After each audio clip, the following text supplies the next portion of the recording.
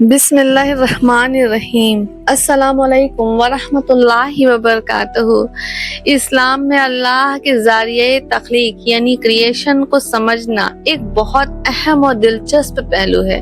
قرآن اور حدیث میں دنیا اور اس کائنات کی پیدائش کا ذکر ہے، لیکن اس کی تفصیل کا علم صرف اور صرف بے شک اللہ رب العالمین کو ہی ہے۔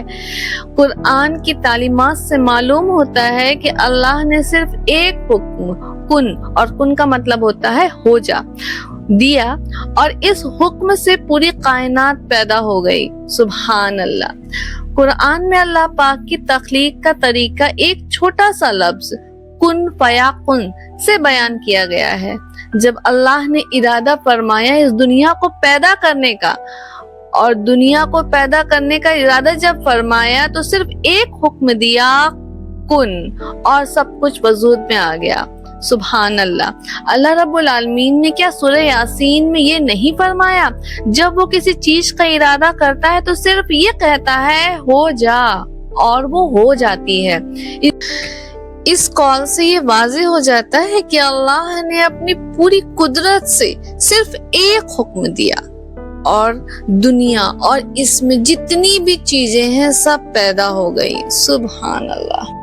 اللہ نے پوری کل کائنات کو صرف اور صرف 6 دن میں پیدا کیا۔ قرآن کریم میں کئی جگہ اس کا ذکر آتا ہے کہ جس طرح اللہ نے اس دنیا، آسمان اور زمین کو اپنے حکم سے بنایا، یہاں دن سے مراد ہمارے جیسے جو 24 گھنٹے ہیں اس سے نہیں ہے، بلکہ ایک ایسے وقت کے مراحل ہے جو اللہ کے حکمت اور قدرت کے مطابق سمجھنا چاہیے۔ ہر دن ایک خاص مرحلہ تھا جس میں اللہ نے اپنی قدرت سے دنیا اور اس میں موجود ہر چیز کو تخلیق کیا۔ سب سے پہلے دن اللہ نے زمین اور آسمان کو بنایا۔ اللہ نے قرآن پاک میں سورہ الہود میں کیا یہ نہیں فرمایا؟ اور وہی ہے جس نے آسمان اور زمین کو 6 دن میں پیدا کیا۔ اس کا مطلب یہ ہے کہ سب سے پہلا مرحلہ زمین اور آسمان کی بنیاد کا تھا۔ شروع میں سب کچھ ایک گیس، دھواں یعنی نبولا کی شکل میں تھا۔ اللہ نے اس دھوئے کو حکم دیا اور اس سے آسمان اور زمین بنا دی۔ یہ پہلا دن کائنات کے اصل بنیاد کا مرحلہ تھا جس میں زمین اور آسمان ایک اکائی کے طور پر وجود میں آئے۔ اللہ رب العالمین نے کیا سورہ فصلات میں یہ نہیں فرمایا؟ اور پھر آسمان کی طرف رجوع کیا جب وہ دھواں تھے، اور اس نے آسمان اور زمین کو حکم دیا تم دونوں آ جاؤ، چاہ کر یا مجبور ہو کر۔ دونوں نے کہا ہم خوشی خوشی آتے ہیں۔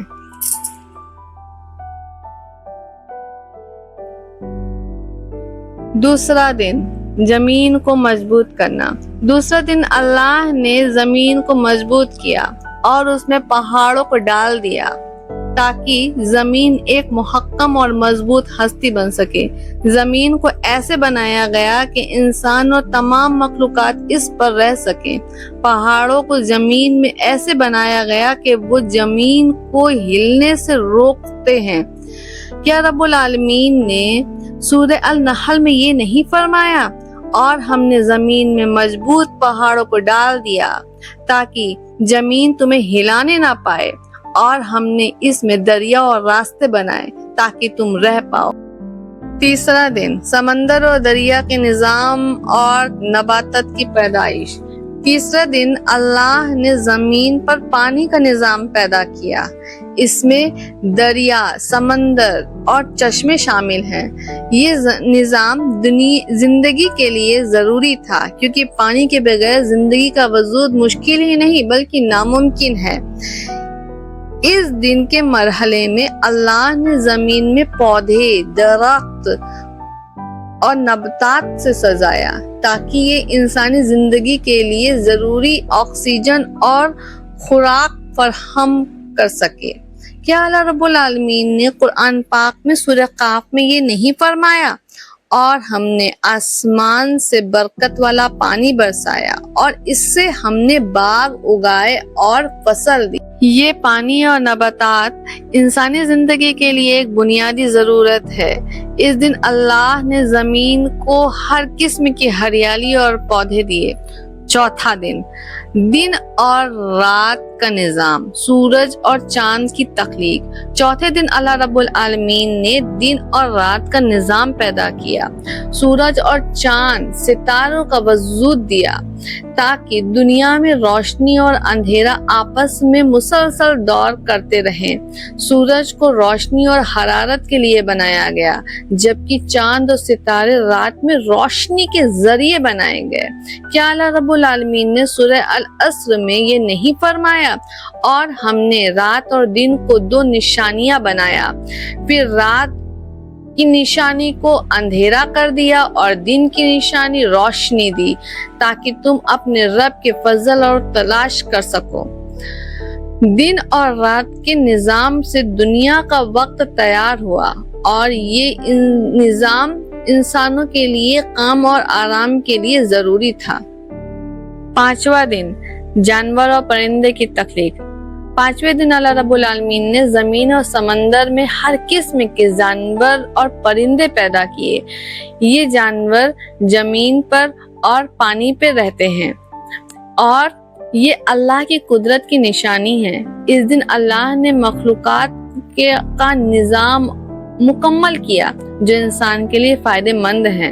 کیا اللہ رب العالمین نے سورہ النور میں یہ نہیں فرمایا، اور اللہ نے ہر جاندار کو پانی سے پیدا کیا، پھر ان میں سے کچھ اپنے پیٹ پر چلتے ہیں، اور کچھ دو پیروں پر، اور کچھ چار پاؤں پر۔ اللہ جو چاہتا ہے پیدا کرتا ہے، بے شک اللہ ہر چیز پر قدرت رکھتا ہے۔ اس دن کے مرحلے میں جانور اور پرندے انسان کے لیے مدد اور زندگی کا نظام میں اہم حصہ بن گئے۔ چھٹا دن، انسان کی تخلیق۔ آخری دن اللہ رب العالمین نے انسان کو پیدا کیا۔ انسان اللہ رب العالمین کی سب سے عظیم تخلیق ہے، جسے اپنی روح سے زندگی دی گئی۔ اللہ نے انسان کو اپنی صورت میں پیدا کیا اور اسے زمین پر اپنی خلافت دی۔ انسان کو اللہ نے علم دیا اور اسے زندگی کا مقصد بتایا، تاکہ وہ اپنی زندگی اللہ کے حکم کے مطابق گزار سکے۔ کیا اللہ رب العالمین نے سورہ المومنین میں یہ نہیں فرمایا، اور بے شک ہم نے انسان کو مٹی کے سطح سے پیدا کیا، پھر ہم نے اس کو ایک نطفے یعنی ڈراپ کی صورت میں ماں کے رحم میں رکھا۔ انسان کی پیدائش کے ساتھ اللہ نے اس دنیا کے امتحان کا نظام مکمل کیا۔ ساتواں دن، سکون کا دن۔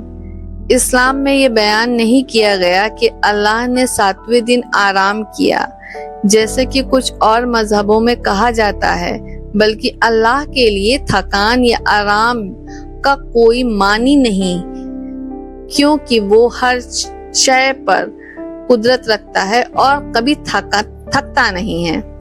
بے شک اللہ رب العالمین نے کیا یہ نہیں فرمایا سورہ قاف میں، اور بے شک ہم نے آسمان اور زمین کو پیدا کیا اور ہمیں کوئی تھکان محسوس نہیں ہوئی۔